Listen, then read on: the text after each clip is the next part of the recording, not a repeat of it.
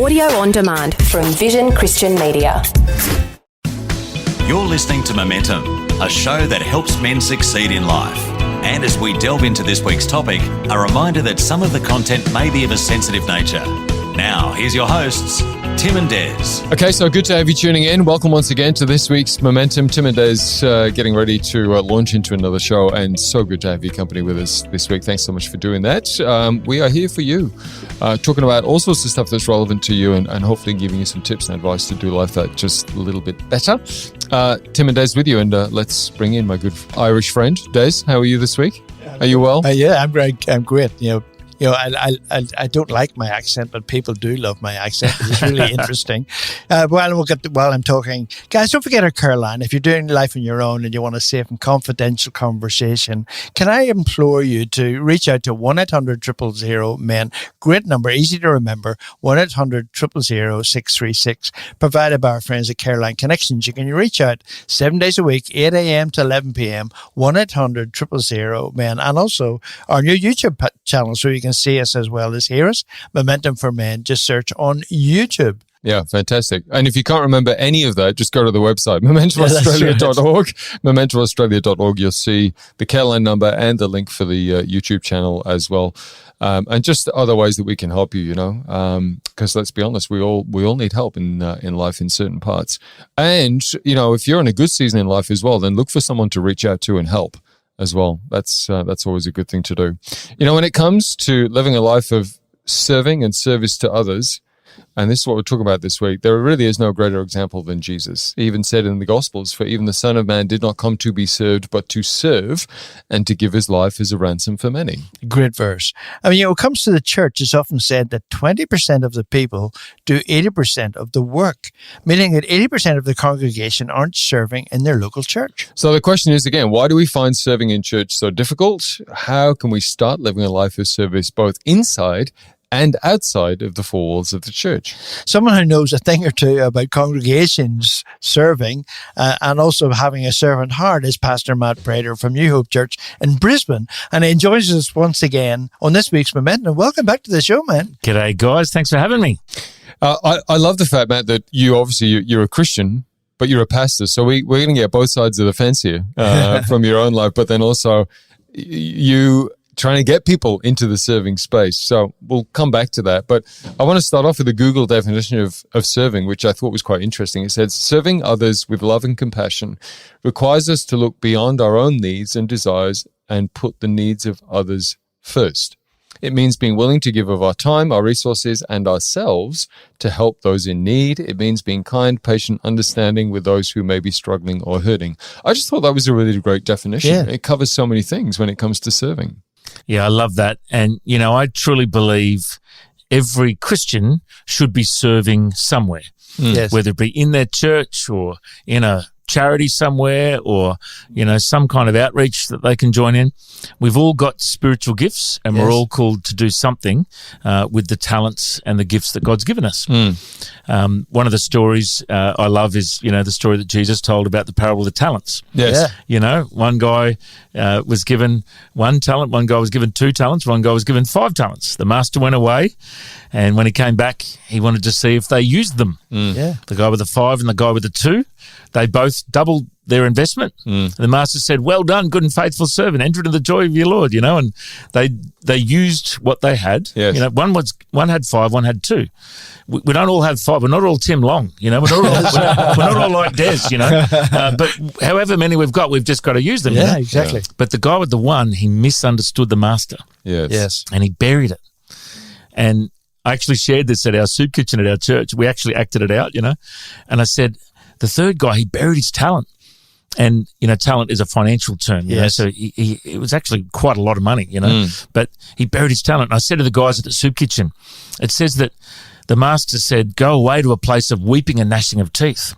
And I asked the guys at the soup kitchen, where do you think that is? One guy yells out, Centrelink. I'm like, theologically maybe, but no. The truth is, it's talking about hell, weeping and gnashing of teeth. But the bottom line is, what have you been given? Yes, what gifts do you What's have? your gifts? What's your talents? What's your portion? It might be a lot or a little. Whatever you've got, use it. to serve. Use it to reach out to others, to care for others. Use it to make the world a better place.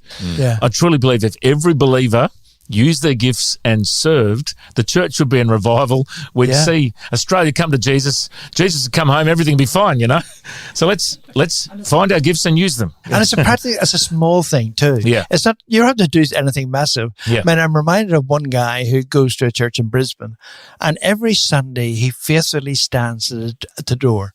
And he faithfully says hello to people. Great. And he just they smile. Yeah. Hi, great to see you again. How amazing is that? Because some guy walk in, doesn't know anybody, and all of a sudden he's made feel welcome. He's made feel at home. Yeah.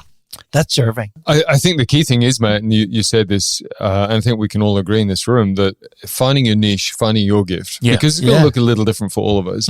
But there are some commonalities in reluctancy in serving, right? So let's talk about that, because we started off with a stat that roughly, and again, the percentage might vary, but there's a 80% thereabouts of people in the congregation aren't necessarily serving in the church. So a lot of us aren't. And I did a bit of research, and I didn't say the top 10 reasons, but we might flick through a few of them. Some of the reasons why people don't serve in church. The obvious one is I'm too busy, right? I have family commitments or whatever. Second one, I'm busy with family problems. Like I'm going through a tough season in my family. My kids might be sick, or I'm going through a divorce or something like that. I'm married to an unbeliever. Number 4, my husband and wife, we don't get to spend too much time together. So, it's precious to us. So we don't want to add serving to that. It's more time apart. Yeah. I'm serving in other ways outside of the church. I live too far away. I struggle to get to church. I'm generous in other ways, like I tithe or I give money or I do other things. What I thought was really interesting was, and I don't know if I actually wrote this down, but when I was researching that, people don't necessarily see a need in the church because they look at it and they go, well, there's these people doing things, I'm not needed. Yeah. So I don't see a need. And the final one, which I thought was quite funny, even though it's quite sad, I don't get anything out of it and I just don't want to. Interesting. Well, straight away when I hear that one, I think of the proverb that says, he who refreshes others will himself be refreshed. Yes. It's a spiritual principle. Yes. And we find it, with the mental health battles, people struggling with anxiety, depression, all these mental health battles, psychologically, it's actually good for you to serve. Yes. You actually feel better because you take the focus off yourself and you look at someone else, you cross the road, you care for someone, you do whatever you need to do, and it actually makes you feel better. You refresh others, you are refreshed. And, a couple of those other things in there, interesting to say, I'm too busy, this and that, one thing that really impacted me years ago when I was first a pastor, a high flyer, this guy that had this media company, big shot in my church, he was volunteering on the kids roster. Right. And, if you get enough people on the kids roster, you only got to do it once a month, or once every 6 weeks. Yeah. And he went, I can do that, And he said, my kids are in the kids' church. Yes. So I should be volunteering. Yeah. I should be on the roster. Wow. And I thought, wow, imagine if every believer thought, this is my home. I should do something to look after my home, Yeah, no, exactly. Yeah. I think that's so good. And also the other thing that people fail to understand is if your kids see you serving in church, that impacts them. Yeah. It impacts them for the kingdom. Yeah. They see that my dad, he's got all these responsibilities, he's got this job, he's looking after our family, but he's prepared to put time aside and serve other people in that church sphere. Yeah. And I find that it's important to just start doing something. Don't wait for the perfect serving opportunity. Like I used to be a worship leader. I was terrible, but I had a crack at it. I can't sing. Only Jesus enjoys my singing. But you make a joyful noise. but I tried it. I was a youth leader. I was a Sunday school leader. I've done every kind of ministry except for women's. I think in the church.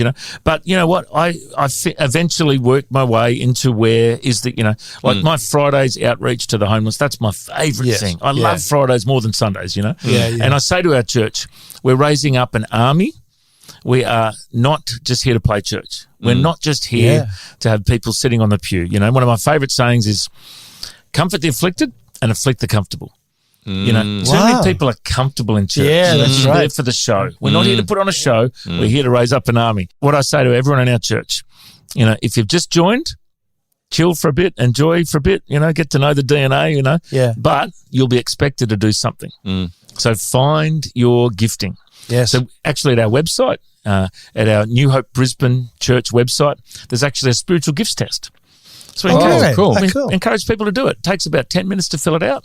Ask you all these questions about what are your strengths and your weaknesses, And there's about 30 different spiritual gifts that, you could be administrative, you could be evangelistic, you could have the gift of healing, whatever, And then it'll churn out your top gifts. So for me, it's surprise evangelism, apostolic, Right? Because I have a heart for other churches and for traveling ministry, that kind of thing, and exhorting. Encouraging, cool, man. That's great. And you guys are great, by the way. I love you heaps. So they're my three. I'm exhorting you. There you go. So, I got it. Yeah, so they're my three top gifts. Yeah. So I know if I'm doing that, that's my sweet spot. Yeah. And let me talk about the sweet spot. When you play golf, if you hook it, it'll go off to the left. If you slice it, it'll go off to the right.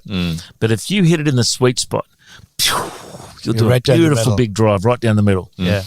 You've got to find your sweet spot when it comes to serving. Yes, that's good. Find your calling, find your gifts. Sure, you might need to start in a ministry that you're not really happy in, but it'll build your character. Yes, that's right. It'll get your runs on the board. It'll equip you and train you. But then maybe think, maybe I'm better at the coffee ministry, or maybe I'm better at ministering to the homeless, or whatever it is, But start somewhere. That's absolutely so The worst thing you can man. do is not start. Yes, exactly. Just do something. That's exactly. I love that. I'm going to flick this on its head just for a moment, right? But bear with me, okay? Because you mentioned singing before. Oh, yeah. And obviously it's something that... You want me to sing? No, Okay. we don't. No, you don't. Okay. I don't feel that the Lord is in that. Okay, But no, in all seriousness, because...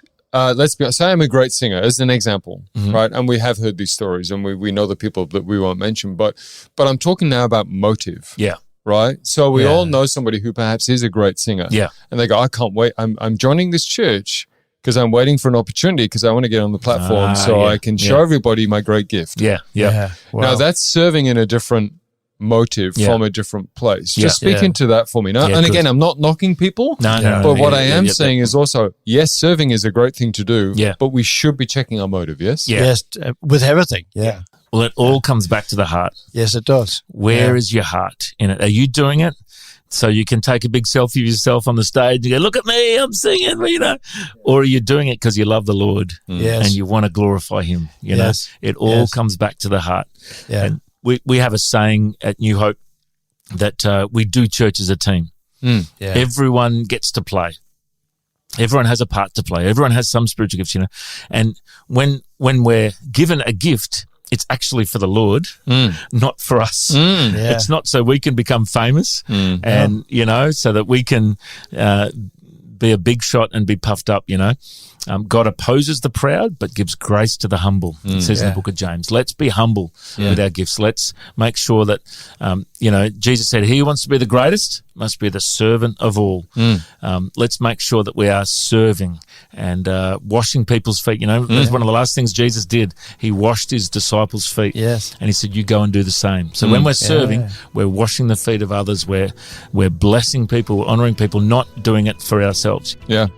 We're talking serving on this week's Momentum. We'll come back and talk about a bit more about balance, I think, in the serving space, and we'll explain that on the other side of this break. In the meantime, have a look around our website, momentumaustralia.org, and we'll be back to talk serving with Pastor Matt Prater on the other side of this break. Talk soon. This is Momentum, a show that helps men succeed in life. Find out more at momentumaustralia.org.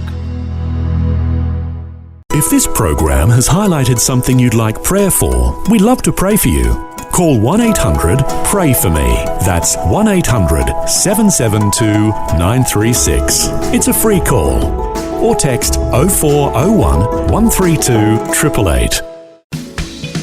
You're listening to Momentum, a show that helps men succeed in life. Find out more at momentumaustralia.org. Okay, welcome back to Momentum. Great to have you tuning back in as we delve into part 2 of this week's show with Pastor Matt Prater from New Hope Church in Brisbane. And we're talking about serving this week. And, Matt, we've talked through in the first part of the show some things, I suppose some challenges that people have with serving.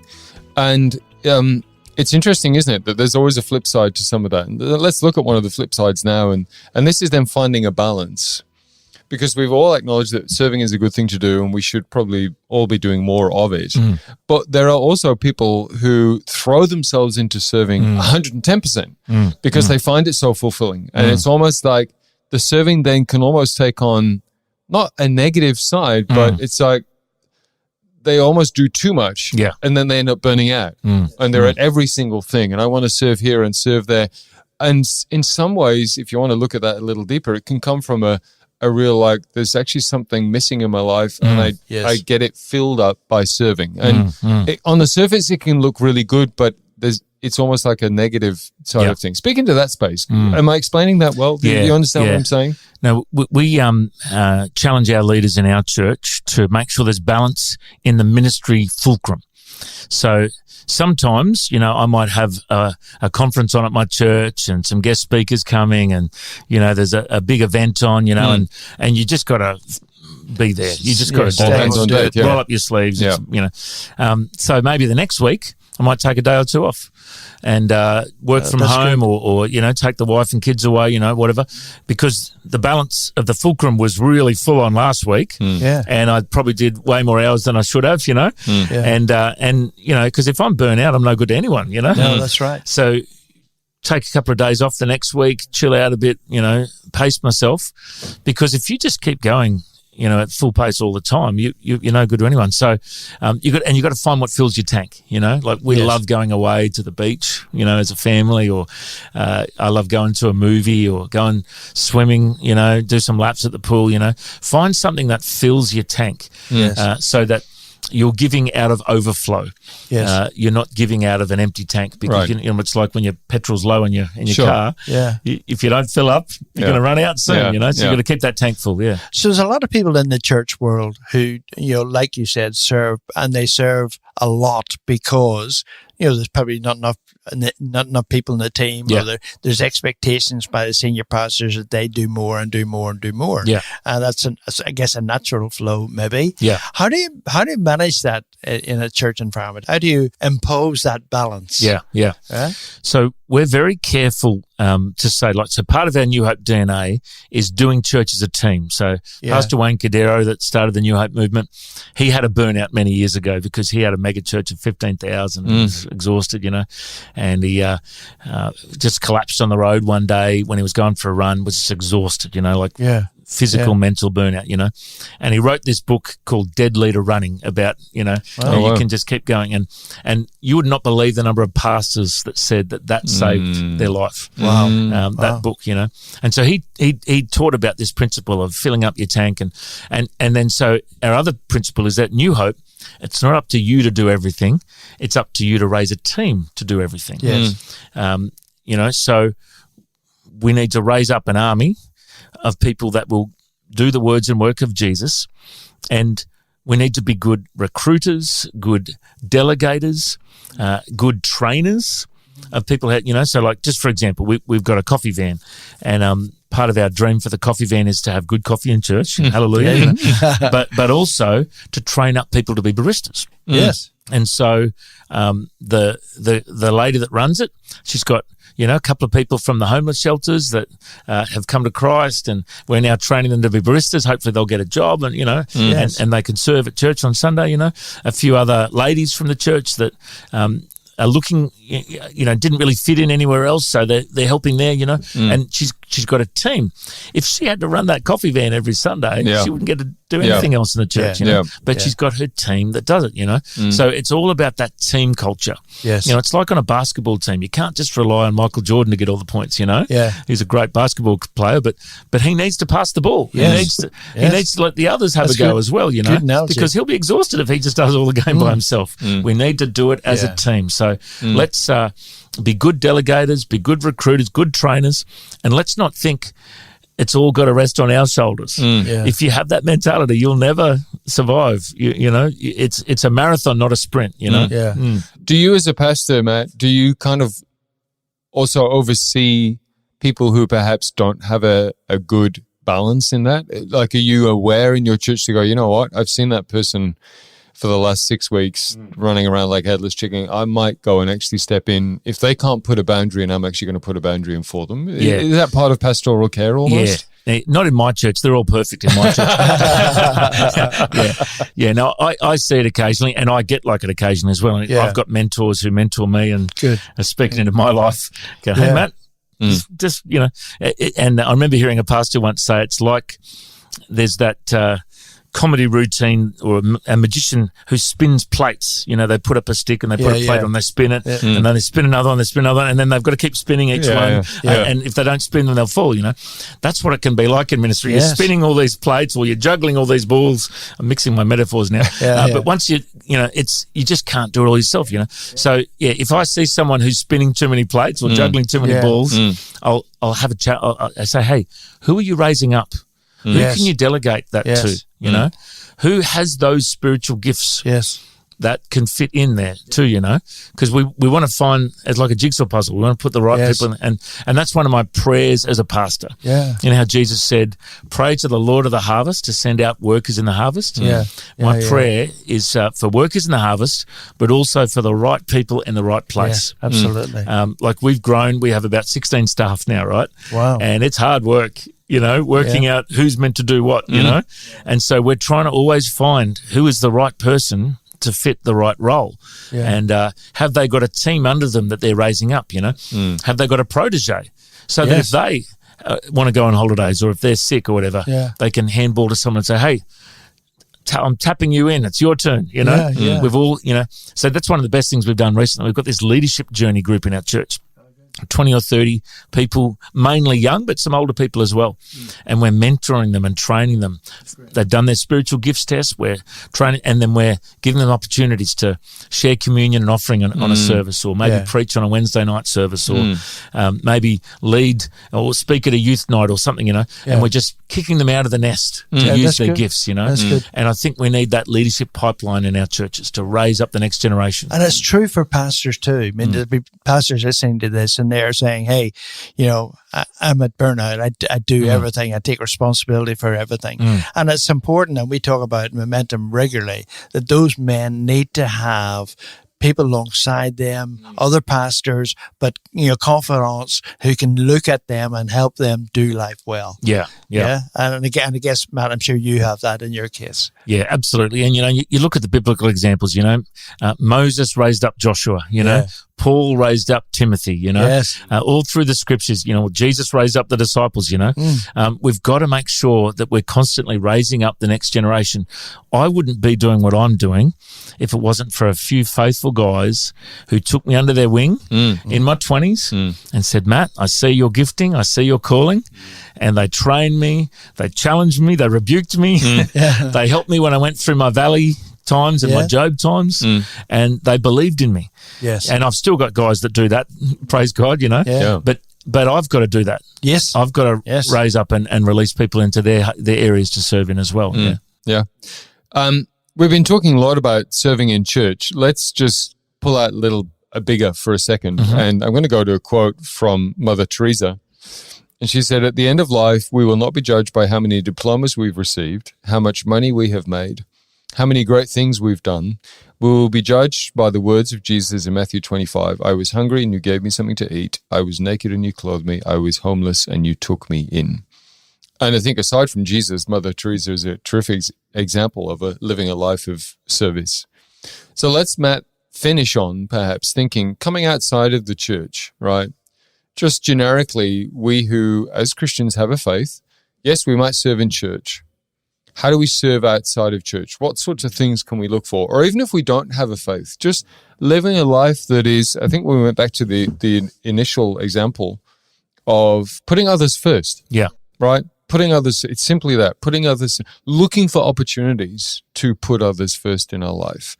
And I know that's a very generic question, but some thoughts for people listening right now to go, okay, I'm already doing the serving in church piece, tick, but how could I perhaps extend that sense of servitude just in my everyday life, in my everyday walking around community life? Yeah, I love it. And I love that Mother Teresa quoted Matthew 25 in that quote you just read, Tim.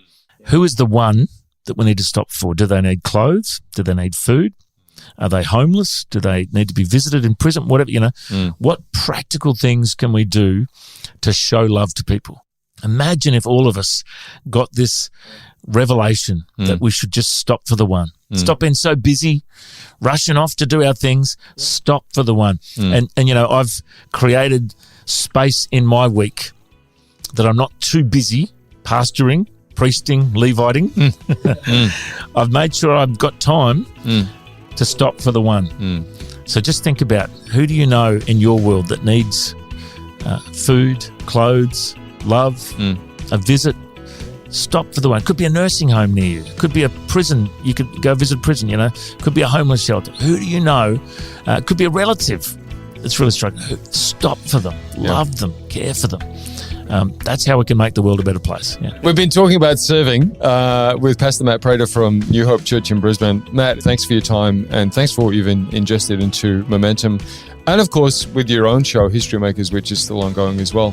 Always a great pleasure chatting to you, mate. Thanks for coming on the show. Thank you, guys. I reckon you're history makers. God bless. You've been listening to Momentum, a show that helps men succeed in life. For more information or to hear this week's show again, go to momentumaustralia.org. You can also access a whole range of resources to help you on your journey and to get in touch with the team at momentumaustralia.org. Until next time, keep moving forward with Momentum.